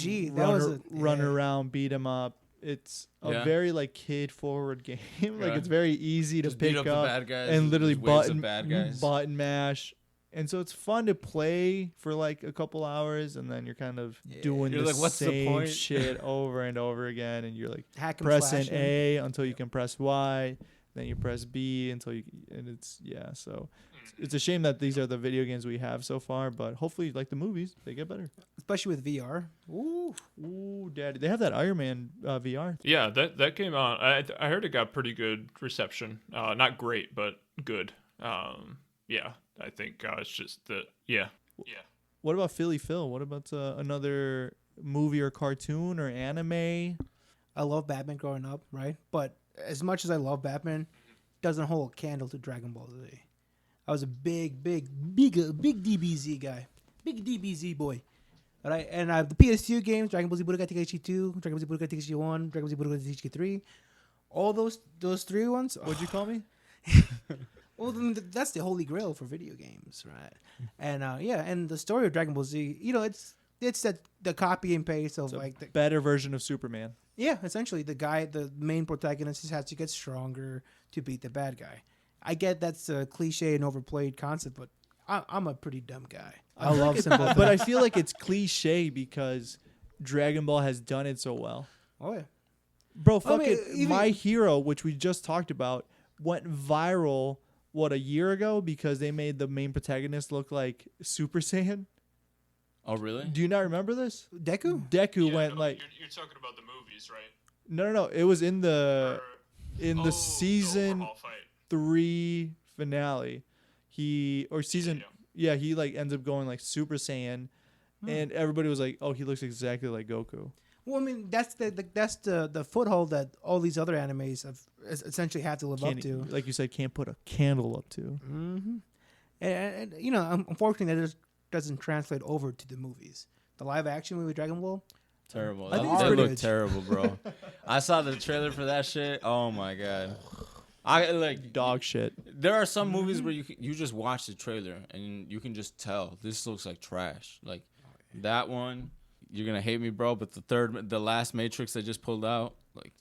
Who's gonna hate you? Oh, I thought you liked it. The very most recent one? Yeah. No, The there's fourth one? a bunch of problems with it. Oh, Yeah. but okay. it's Because I was gonna say even the trailer, I saw that show was like no. the like, concept of no. what they talk about is interesting. The Yeah. actual movie is fucking bizarre. So okay, cool. The actual Cool concept, bad execution. They traded kung fu and action in the first 3 movies for like push powers, where he's like, everyone has a force or something like yeah, that. literally, it was. No. Yeah, it was. Yeah, lame. It was very not good. I mean, but for superhero movies or like nerd movies, I guess it has to be Spider-Man 2. Because for the longest time, it was like the top pinnacle, superhero movie. The pinnacle. And then X2 came out, the second X-Men movie, which is also a banger. Don't sleep on that.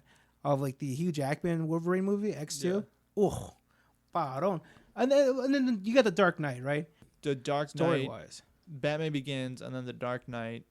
Not only were great superhero movies and comic book themed movies, those were movies that were fantastic because you have one of the best directors of all time directing them. Like, Oh yeah, Christopher Nolan. Forgot about that. okay, look at The Dark Knight and then look at a million movies that came after it. Look at the second James Bond movie from Daniel Craig's version. It's just a copy of The Dark Knight. Like, it's literally the exact same thing because The Dark Knight was so influential and it was this massive hit, and DC had been trying to slowly pull back. And for a while, it looked like they were trying to escape it, and now they're trying to get back to it. I mean, they're, like you said, they're the holy fucking... That is the holy Bible of like, comic book That movies. trilogy movies. is on my Hans Mount Zimmer. Rushmore. I mean, Like, come on, like, compose the whole. It's just I got high hopes for the new Robert Pattinson. Bat. Robert Pattinson. Who's who do they cast as the villain? The Riddler. But I don't There's know the who's the Riddler. actor. There's But who's also the the actor? Penguin. The Riddler. Oh, Colin Farrell's a penguin. Yeah, Colin Farrell's a Penguin. I forget who Edward Nygma is. But they got fucking the Chloe Kravitz as Black Cat, Oh yeah. and also the guy from Eternals is rumored to be the Joker. Very very interested by that to see if we're gonna have. Who? Noel Kujawami. That guy? Yeah, Kumail Nanjiani is not the new Joker. No, it's the guy who played Druig. I can't remember his name, but yeah, he's the shorter one who wears black, who can read people's minds and control them. That's the one who plays Joker. No, Dude, this is kind of out of left field, but since we're talking about casting, who's like your dream cast for any random character that you can think of? In comic books? that hasn't Like, been done already? Yeah, that or- hasn't been done. Like take any person that maybe even not an actor. Like maybe insert Drake into like a Super Bowl. Cristiano Ronaldo as Goku. No, I'm kidding. Oh my god. I was gonna say because I think I have like one that came to mind. And I don't even know why, but like Storm, like have that done by Rihanna or Beyonce. Well, Like, she was done super well by Halle Berry. Oh la la. It was. I'm just saying like it like the star power of Rihanna. Like, But you could like, do it better. or- Is that what you're saying? No, not at all. I would just think from like my like marketing brain is saying like, oh, like we're gonna bring in like 1,000 other like or tons and tons of other new female fans that would. Well, like, okay. they I have see their what own you're fandom saying. and they would Yeah. chase them into this universe. So, you know, so let me prove your theory wrong. Because that's what they did with Harry Styles in Eternals. And Eternals fair, bombed. actually, very fair. The worst MCU acclaimed movie. Okay. What we do? It's a little we dense. we get kung fu artists. We get homeless people. We get homeless people off the streets. We groomed them up, and they already have the survival instincts of like, oh shit. So when we're telling them to act, pretend your life's in danger. That's every day for them. That's every night. They're on there. They're method acting. Yeah, I know. Big giant purple aliens are a real scourge on the homeless population in New York. That'd probably be a good place to go for your new set of Avengers. Just be them, them pretending to be, absolutely. The big one that always gets thrown around is John Krasinski to play Mr. Fantastic, Oh yeah, I've seen that. which at this point we have seen so many stills. I don't and want to see fa- John and Krasinski in fan art. anything. Why? He's just so annoying. Like, oh The my guy from The God. Office, Jim, Yeah, just like Jack Ryan.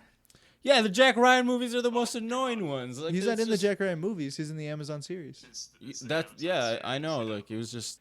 I would like to see him as Mr. I guess I Fantastic. just have problems anytime the CIA is portrayed as like not giving people LSD. That's not his fault, or, though. Like not or trying to break up civil rights movements, trying to kill Martin Luther King, trying to kill. Yeah, Fred but that's not Hampton. his fault. He's It's not his fault. He's just putting his face on it. You know? He's just signing. He just sold his soul to them. You know, like Hey man, you wouldn't it is his fault. Sell I your- blame him. sell yourself for that Amazon check. And I say this as somebody who fucking loved Jim Halpert. Like, yeah, I wanted to like the guy, but like, you sold your soul to the devil. Yeah, fuck you. What about Jay? What's one of your dream castings? Oh man, well you stole mine with John Krasinski. That was the one thing that came to my brain. It's because we've seen it so much. Yeah, exactly. Like it's been injected into my brain. I've scrolled past it so many times. Yeah, exactly. If it doesn't happen, like anything else is now going to be disappointing. Yeah. No, I mean, I think beyond just the looks, I do legitimately think he would do a good job. I think like Genuinely, yeah. He'd be funny about it. As Mr. Reed, the father, good father type. Yeah. exactly. Look, the guy was fucking hilarious. I hope he can inject that into the character. Yeah, when he's not working for the CIA, I guess. right? Yeah. When he's not, when he's not laundering their image. You don't have it. No, that's fine. I would like to see Miles Morales be introduced now that we've gotten Oh, that would be cool. 3 different Yeah. Peter Parkers. I think it'd be really fun to get Miles Morales, and not that it was rumored, but the kid from Stranger Things. He's just a likable kid. Wow, that'd be perfect. That'd be a good fit. He's just a super likable kid, and he's funny, and I think it'd be really sweet. Like, cause he's in the Stranger Things series. He's There was one a of lot of kids. Can you like flesh that one out a little he's bit? the one black kid. He's like the one black kid from okay, Stranger okay. Things. What the hell? I'm over here imagining like the little Jewish kid with the curly hair. Like, Oh yeah, the other black Or kid. you're like, bro, Yeah, how are they gonna the call Jew him kid. Miles? Yeah, the other black kid. Miles Morales. Miles Goldberg. famous Jew. No, I think he'd be really cool. Just because it'd be fun, 100%. He takes Sundays off. And also, I would like He to see. doesn't work on the Sabbath. I would like to see Emma Stone come back as Spider-Gwen, and I think that'd be a really heartwarming story. dude, I want to see Mary Jane. Bring me back the redhead, dude. Oh like my. the OG Jane. Oh my. Madon. Lord, man. Eesh. Well, you're not a big fan of Zendaya, the new MJ. Yes, she's Racist great. piece of She's- shit. She's great. I guess I just always thought of Mary. Why did they name her Mary Jane? What's up with the marijuana reference? Like, No, Mary that's just Jane Mary Watson. Jane Watson. That's just been her name in the comic. Well, yeah, it was made by Stan Lee in the 60s and 70s. Are you kidding me? Of course he named her Mary Jane. I'm not familiar. Is he Famous veteran Stan Lee. was he? Did he partake in that culture? I don't know. Well, he served in World War II, so I guess to him an and Mr. Rogers was just capping. I guess to an I don't know. I think Mary Jane was probably a more common name in the 20s than anything else. Oh, okay. You're just. Yeah, and I would also assume, I mean, the guy that came up with how many different, like, weird-ass, like, comic book characters, like, you know, I think you got to get a little inspiration from somewhere, you know? Yeah, Nah, exactly. right. Like, Yeah. I mean... He was running out of inspiration, you know? Yeah, the dude thought of superhero names before anything else. Like, he didn't care about stories. He was just like, what would be cool? He saw Spider on the wall, and then, he's like, Spider-Man. Yeah. Just had two dartboards, and it was man or woman, and then it was a bunch of animals on the left-hand side, and he just threw it in and went for it. What are spiders afraid of? Famously, Scorpions. Famously, Oh, yes. Stan Lee didn't create the whole character. He would always come up with the name and a concept, and then Jack Kirby or Ditko Would flesh it out. it out. Wow, that's Famously, interesting. Bob Knight didn't actually create Batman. Now we're getting to real weeds here. Yeah, Bob Kane. Knight, yeah, it was actually Phil Finger who came up with all the concept of what you recognize now as the Dark Knight. The Detective Comics. Yeah, exactly. Beforehand, it was just Batman had this like red suit that looked all fucking weird and had these giant wings. And then Phil Finger was like, "No, bro, We're gonna redo this. He's a bat. Why would he be red?" Yeah, we're gonna redo. We're getting this one. killed by Spider-Man. Yeah. Anyways, Jay, I mean, I guess like we've held up enough of your time, my man. Thank you for joining us. I did want to get your like final thoughts on your Chicago story, how you remembered that versus I remembered that. Wait, for the viewers that are Yeah, listening. What do exactly. you mean by Chicago story? What the Exactly, hell? Jay. Flesh it out for us. Okay, so start it from the top here. I think this is outside of the statute of limitations. I don't think my parents can ground me anymore, so I think I can discuss this. But me and Juan planned a trip with a mutual friend, Jose, down to Chicago, which I knew my parents would not be okay with. This was fresh off me getting my driver's license, which was key to the plan, so we could get down to Harvard and take the train into Chicago. And so first off, you know, started with me lying to my parents, telling them that I told them I was going to Chicago with friends and that one of my friends' parents was going with us. That was not the case. It was just 3 16 and 15-year-olds going down to Chicago by themselves to aimlessly walk around. Loose like wild dogs. It's an interesting experience. I'm definitely like happy that I did it because I never did anything like that. And because I, you know, straight white kid from television did jack shit, and so, you know, I was Very straight edge. So we went down, hopped on the train. I mean, what did we even do? We just bummed around the streets for 8 hours. We exactly. We literally just I think we saw the Bean maybe. You guys sightsee? We like went sightseeing and went into like different restaurants and just kind of hung out all day. We went to a giant McDonald's. Yeah, I We remember got that. New York style pizza. Yes. I remember. In Chicago. What if we go into like a Sbarro or something? Might as well have been. And we tried to maneuver the bus system too, and we got off on the wrong stops every time. That was a good time. Got off like 13 stops too early and had to walk the rest of the Had to walk. Oh man. And then Do you remember the train ride home? this is the ultimate, the penultimate, like the amazing experience. The one thing I remember the most is the train ride home. So we hop on the train, we're going home, no big deal, right? And then we're just hanging out. And now, does he approach you first, Juan? I think so. It was just these group effort. like it was just these two guys, very disheveled, very, very, very disheveled guys who sat like a few seats away from us, And I don't know if they heard us or we heard them. I think they heard us and they like asked us a question. They probably saw you and they're like, "Oh, this guy's one of us. Let's go see what he's up to."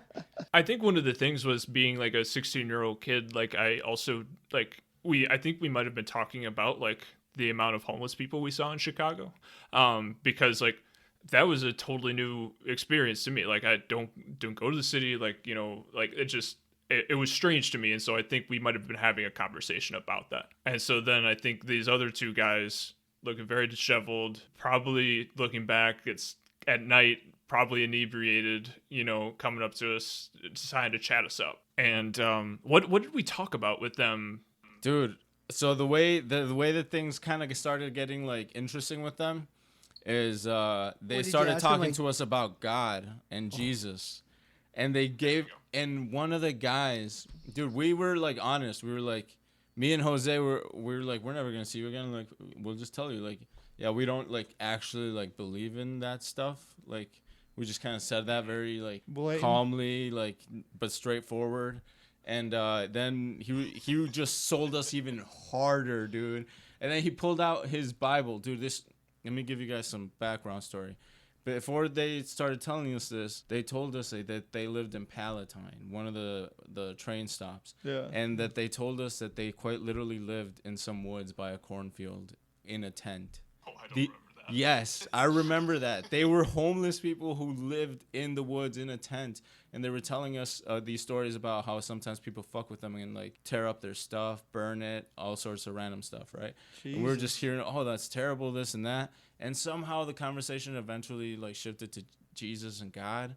And then that's when we told them, well, like, this is our point of view. Like we just don't know where we stand on that. Like, yeah. And he went on to give us this extremely personal looking Bible that like, clearly it's one of the dude's like last possessions in the universe. And there are like notes in here from his like passed away mother. Yeah, there's sisters. Like there are like notes in here and I'm like, we're like, no, man, like, please take it back. And he's like, no, you guys need it. Like, it almost made us feel guilty to take that shit, bro. Like, I'm pretty sure that thing is long gone. Long gone. Like, I didn't. No, that's what I wanted to ask you if you still had it. I gotta ask Jose. Let me ask Jose. Like, that's gone. That thing is long gone, though. I'm pretty sure. Because I don't think that even made it like a year, man. Like, I don't think that survived the train ride, knowing you. You probably threw it out by the dumpster on your way out. No. I don't need this. That would have been bad juju if I did that. Oh, yeah, my no, goodness. I remember, that Bible. Yeah. And giving that to you and just like realizing how sentimental it was. Yeah, we started going through it. How much it was just like a book to us, and we were like, my God. Please, we don't want this. And this is his everything. And then, Jay, do you remember the car ride home after that? Yes. So this is like the cherry on top is the car ride home. So we get in the car, we pull up the GPS, we're going home. And then what GPS dies or somebody's phone died. It either died or it stopped, like the signal went out and it wouldn't function properly. And so never been on these roads before in my life. You know, it's the middle of the night. We're driving around random cornfields, you know, back roads on the way from Harvard to Delavan. Yeah, it was 16, 15. Like, you know. I know, right? Looking back, like, dude, oh my God. I can't believe we did this. We pull up into a random farmhouse. Dude, we were going to get Texas Chainsaw Massacre, dog. Like, and we just went up there like, Ed Gein, are you home? Like, Jesus Christ. Dude. House on the left, dark. House is lit up, you know, barn on the right-hand side. And, like, I just turned back and I looked at Juan and Jose and I was like, you keep your eyes on that barn. If anybody comes out, you get in the driver's seat and you drive. And I walk up. Did you guys come up with me to the front door? I was going to say, I remember it being, like, kind of a group, like, effort because, like, we just felt better that way. Because I remember specifically you guys also wanted me to talk because I'm white. And that yes, we did say that. A very formative experience in my understanding of race. So I appreciate it for that, because I like didn't understand, but then you guys told me that and I was like, oh, and then like I thought about it later and I was like, oh shit. Yeah, dude. I mean, just think about it. If like, Grandma Beth had like two little Mexicans. Excuse me, we're lost. Oh no, they're robbing me. Bob, get the shotgun. Late evening. They probably think you guys were Jehovah's It was Witnesses. literally like almost like 10:30 or something like that. Yeah. It was late, and we're knocking on these like random people's doors, and just asking like, which state are we in? Which direction do we need to go? Like, Oh no, they probably thought you were on drugs. We didn't even know if we were still in Illinois or like on the Wisconsin side. That's how lost. oh, because we asked us like, how do I get to Wisconsin? And she was like, you're in Wisconsin. Back, like that was a wild choice, but like otherwise we would have got home at like 3 a.m. driving around. Like there was no way we were gonna find it. But yeah, so I don't know if that was everything that you remembered, but that's about my memory of it. Exactly how I remembered it. Yep. hilarious. That was literally exactly how I remembered it. The missed bus stops, the museum McDonald's that we ran into in Chicago. Yeah, the homeless people on the bus. That is so funny. Dude, like what a day. What a day. I know, that was just, and there was no reason. Yeah, I was gonna say I think it was it your birthday, Jay? I think it might have been your birthday or like close to your birthday. Now that I'm like remembering it. That's why we went, because I turned 16 and I got my driver's license. Boom, there we go. So I could drive us to Harvard. See? That was at least like part of the reason how. And it was it could have very well been around. Yeah. That is so funny. So that all of that trouble was good trouble in your honor, Jay. I hope you're happy with that. It's a very good lesson story at the end of the story. Couldn't agree more. Just be white.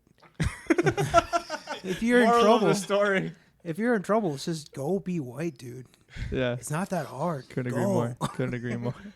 So once again, Jay, where can people find you? So you can find Super Bracket Bros on anywhere that you find Bro Taste This or any other podcast. So that's going to be Spotify, Apple, wherever. So definitely check that out if you can. If you're more of a sports fan, I do have a second podcast called The Ultimate Sports Mashup.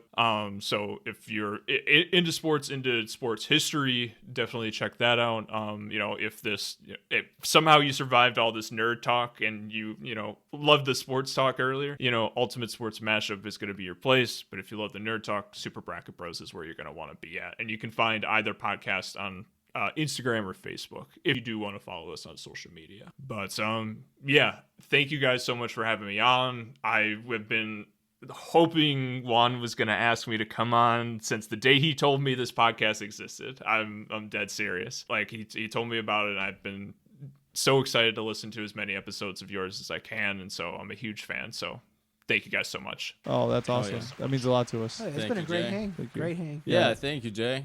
Tell Eli we're probably gonna like ask him to come on eventually as well. Oh yeah, I think he'd be down for that. Yeah, absolutely.